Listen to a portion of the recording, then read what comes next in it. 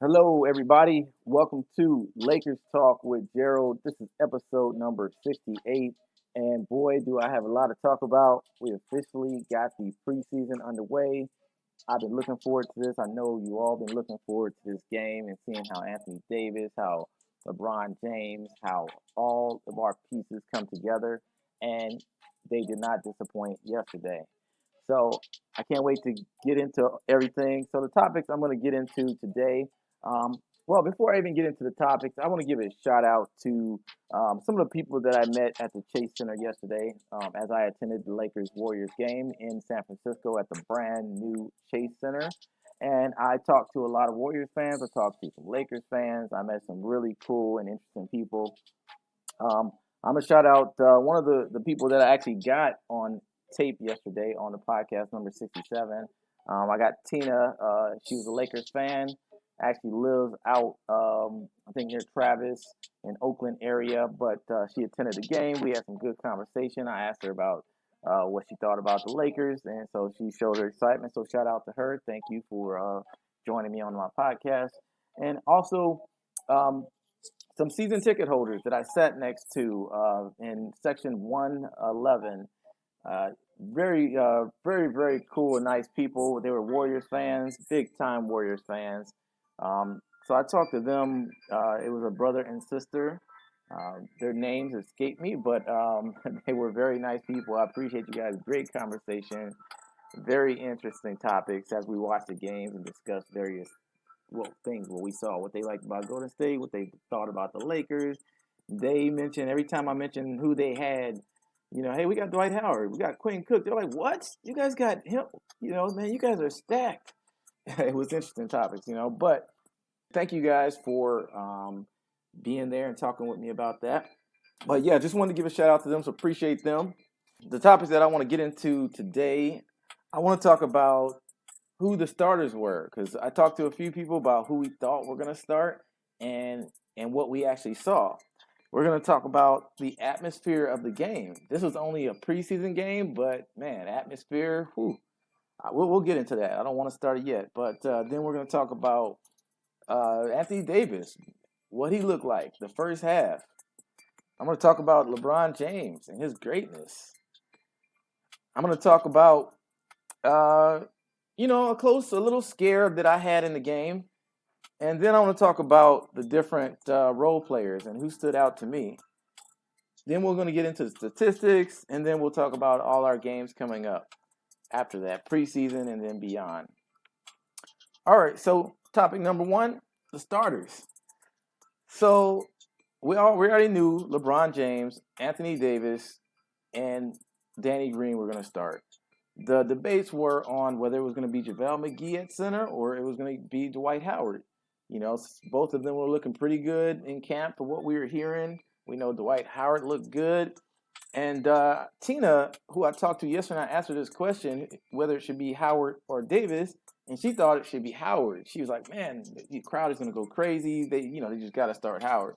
And I was skeptical, and I said, I don't think they're going to start Howard. And due to JaVale McGee being there playing with LeBron and having that chemistry already and already knowing kind of how they play. And it turns out that JaVale McGee did start at center. And that's actually what I wanted to see. So the last question was who was going to start at guard.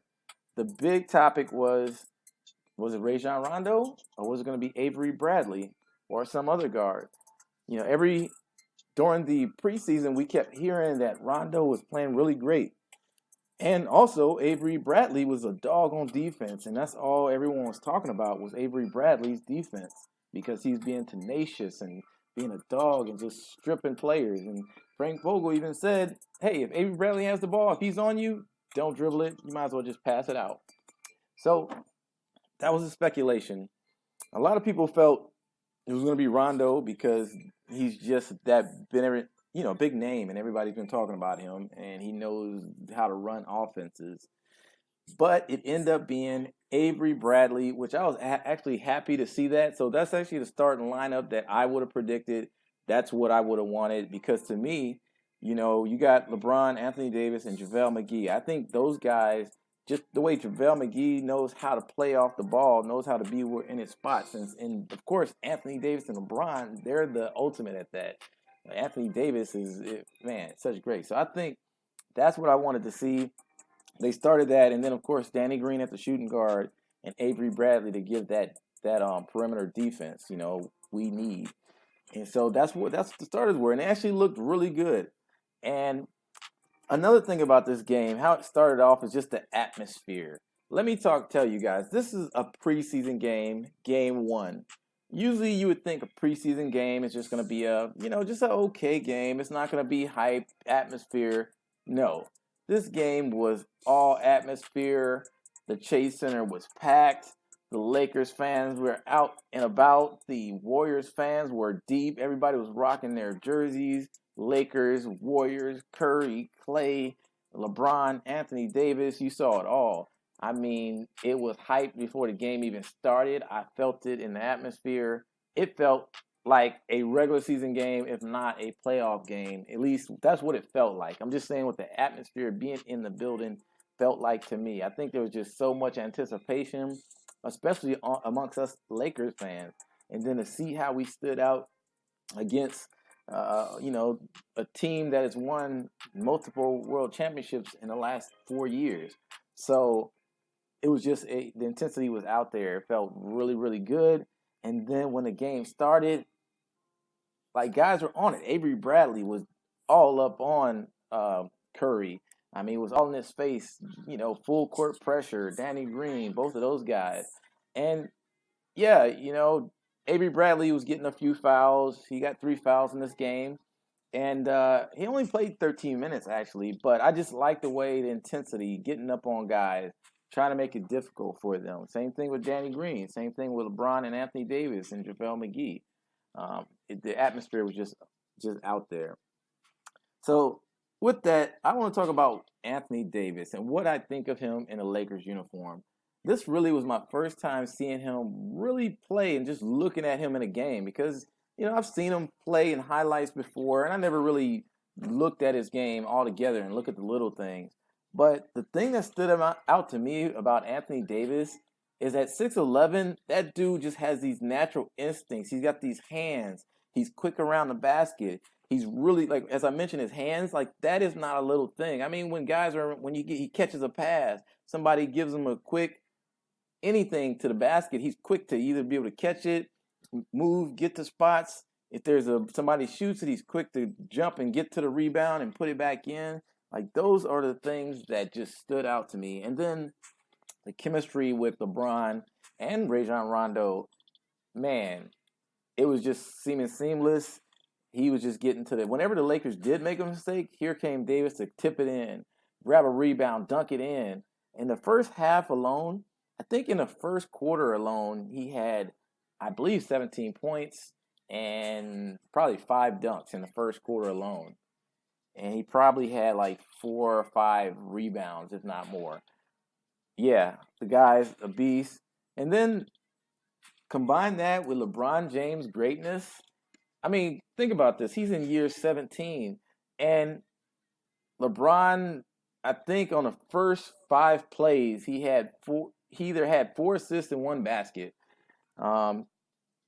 He was racking them up fast, and then he was just getting to nice passes to Anthony Davis, nice passes to JaVale McGee that ended in scores and dunks.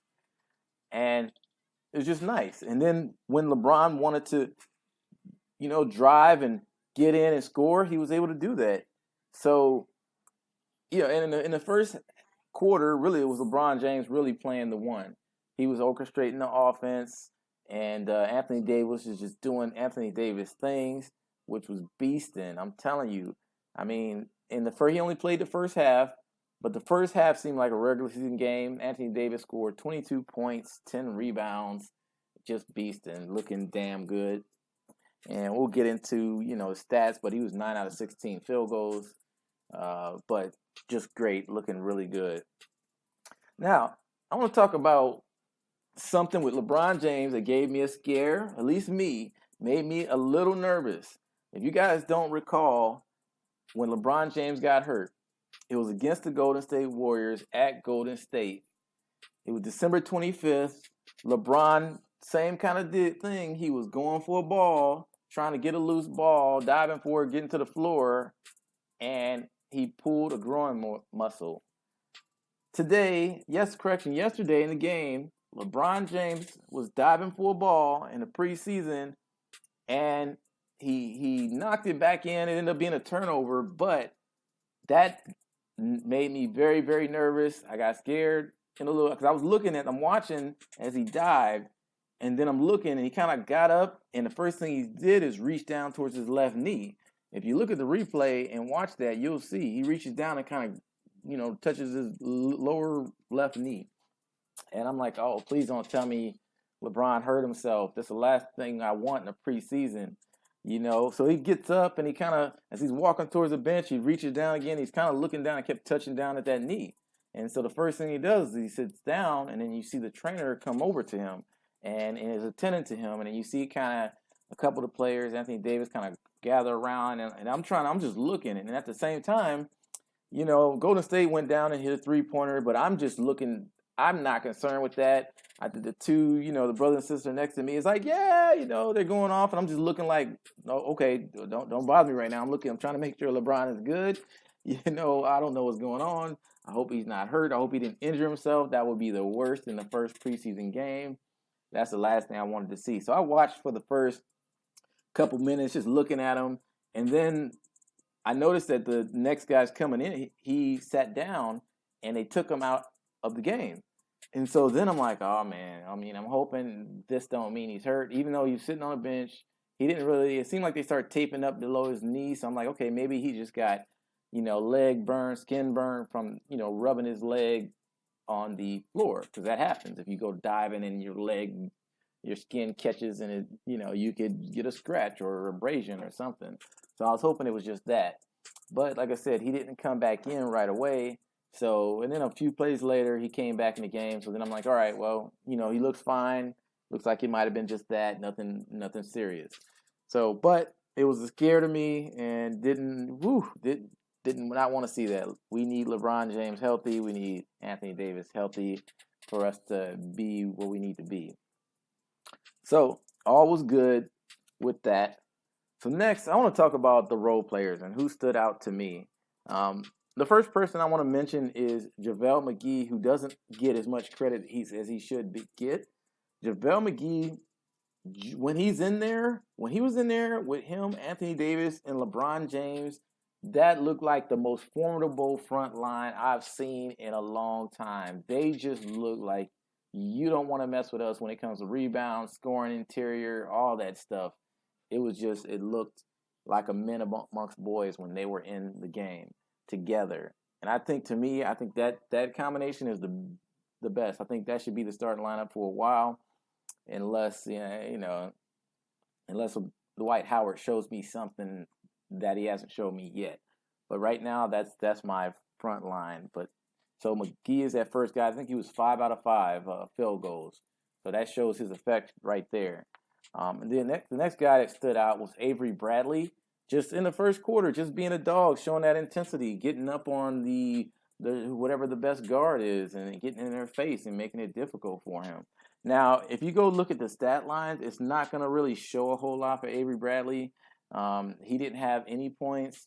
He didn't have any steals, I don't believe. So it doesn't really show in the stats that he did a whole lot, but just watching it and being there, you can see that he did have an effect. And being a dog like that and getting up on players, that affects everybody around you, the intensity of the rest of the team.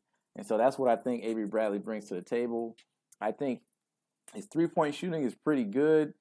He's somewhere around 37% three-point shooting, give or take. He didn't make any three-point shots last night. I think he might have taken one. But as I mentioned, he didn't score any points, so it doesn't show up, but he still stood out to me. The next player that stood out was Troy Daniels, who came off the bench. Lakers got him from Phoenix. He's one of those really good, streaky three-point shooters.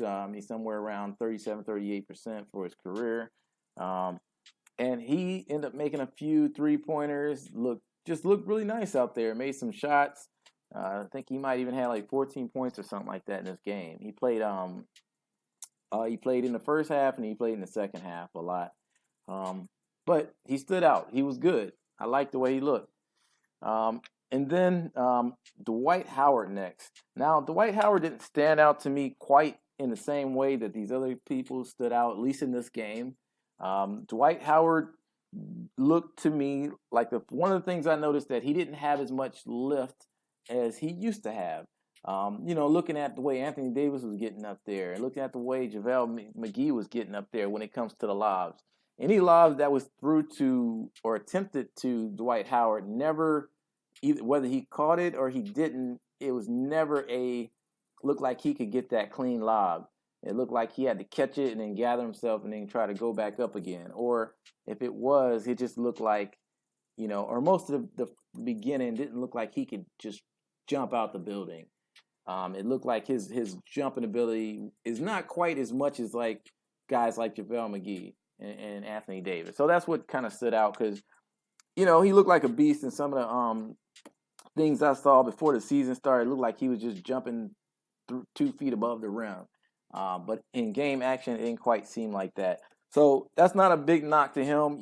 We didn't get him to be the primary option and scorer and all that. He still has great athleticism. He still can get above the rim. He still could be a good lob threat. It's just going to have to be one of those lobs that's got to be perfectly thrown to him, and it's got to be. It can't be some. There's ones you could throw to JaVale McGee where you could just throw it up there, and his leaping ability at 7'1", he could just grab something and just dunk it. Same thing with Anthony Davis, and probably similar to LeBron James. He could still do it at this point. But, at least in this game, that's just what I saw. But, Howard ended up playing also in the second half. He ended up getting some good production towards the end of the game. He ended up ending with 9 points, 9 rebounds, so that was decent. He was getting rebounds. And so I think as the season goes on, I think he's going to learn how to play more and more with LeBron and with Rondo and with JaVale McGee and also with Anthony Davis. And I think eventually it's going to be a beast. He's going to be a beast for us also. So a couple other things. I want to mention some guys that I didn't see in this game that I at least wanted to see either in the game or on the bench. I didn't see Quinn Cook. I was expecting to see him and wanting to see how he fit with the Lakers. He played 3 years with Golden State. His 3-point shooting his average is right about 40% for his career. So that's damn good. So I wanted to see him out there, and he's a younger guy. I didn't even see him on the bench, to be honest. And so I'm wondering what happened to him. I didn't see a status. All I saw when I looked at the box score is that did not play coach's decision. So I'd like to see an update on that. If anybody knows anything, please let me know. Give me a shout out or something. And then, of course, we knew about the few other people that weren't going to play. Like we knew Kuzma. Kuzma wasn't going to play. He was hurt. We have one of the Antetokounmpo brothers, the youngest one. He didn't play. I saw in the box score that he had an ankle injury. And then we also knew about our last guy. We knew about, I'm forgetting his name for a second. The other guy we picked up. So, yeah. The dude we picked up from the Nets. That's just slip up. I don't remember his name, but he's a 6'7" guy. He's been in the league 11, 12 something years like that. He's a veteran. He's a guy that knows how to play the game. The thing was they were arresting him just for knee soreness or something. So those are just people I wanted to see. So now let's look at the stats. Let's talk about what everybody actually had in this game. Keep in mind, like a lot of the primary players only played in the first half, but Anthony Davis, 18 minutes of action. He was 9 of 16 field goals. He actually didn't make any 3-pointers. He attempted 3 of them, and he had 22 points, 10 rebounds, 4 of 6 free throws, and 2 assists and 1 steal. And he was a plus 13, so damn good. He looked amazing. He looked great. Everything we expected and more, at least for me. LeBron James. Once again, first half only, doing LeBron James things. He also played 18 minutes. He was 5 of 10 field goals.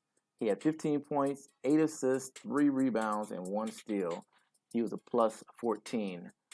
He was 5 out of 8 free throws, so you see he missed about 3 free throws, but looked damn good. Think if that was a full game, both of those guys would have been averaging probably 40, 30 points each, double-digit assists for LeBron, double-digit rebounds for Anthony Davis. Yeah, it would have been nice. JaVale McGee played 17 minutes. He was 5 out of 5 field goals. He had 10 points, 13 rebounds, 1 assist. See what I mean, guys? Like, we don't give JaVale enough credit. That guy, all three of that front line would have. Imagine all of those guys played a full game. 40 points for Anthony Davis, 30 for LeBron, 20 for Anthony Davis, 20 rebounds for Anthony Davis, 20 rebounds for JaVale McGee, 20 assists or 16 assists for LeBron James. Come on, guys. That's nice. Danny Green played 14 minutes. He was 2 out of 5 field goals, which were all 3-point shots. That's funny. So 40%, right about what his average is, or a little less. His average last year was 44% from 3-point range. So he had 6 points and 4 rebounds. But only played the first half. But he did what he's supposed to do. Hit knockdown threes. Avery Bradley played 13 minutes. As I talked about before, he didn't have much in the stats. He didn't have any points. He was 0 for 3 field goals. He only shot 1 3-pointer, which he missed. He had 1 rebound and no assists. So in 13 minutes of action, he had 3 fouls. So, like I said, it doesn't show much in his stats, but he looked good to me. At least I like the way his intensity looked. I'm sure he'll have plenty of time to show the rest of his game.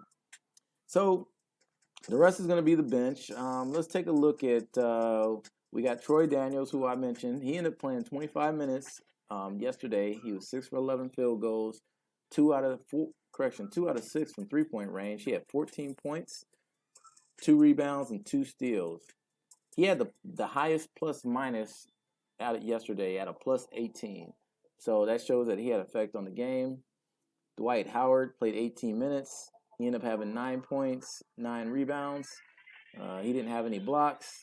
He was 3 out of 7 field goals and also 3 out of 7 free throws. So that shows, he's below average free throws, as he's always been his career. And then we had, Caldwell Pope played 23 minutes. He didn't really do a whole lot in 23 minutes. He was 1 out of 5 field goals. He ended up ending with 2 points. He did have 4 assists and 5 rebounds, though. He had a 0 when it came to plus minus. Then Rajon Rondo, 19 minutes. He had 8 points, 4 assists, 1 steal.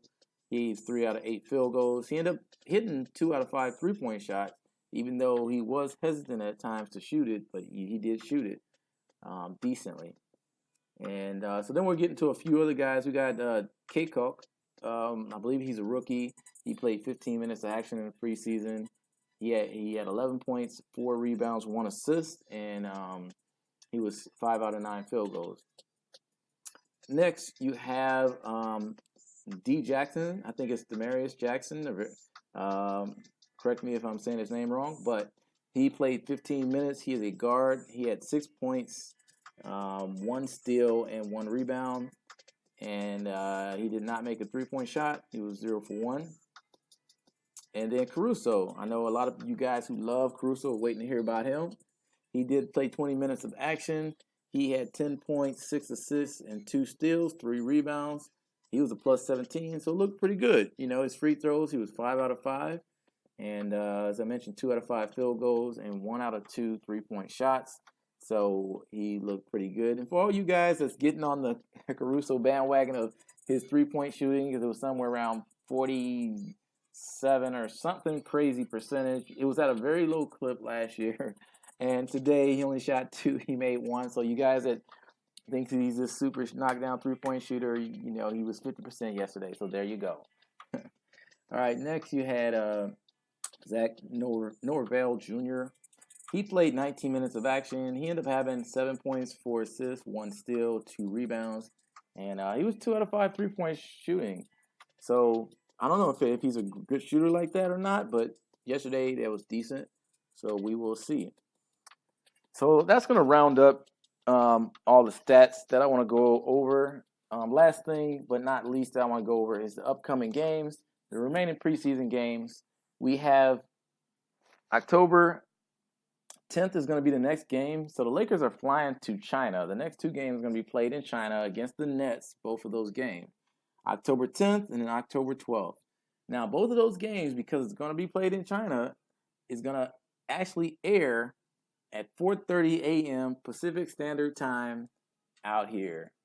So all you Lakers fans, set your alarm clocks and make sure you go to bed early because we are going to be getting up. We are going to be watching that game, and we are going to be talking about it.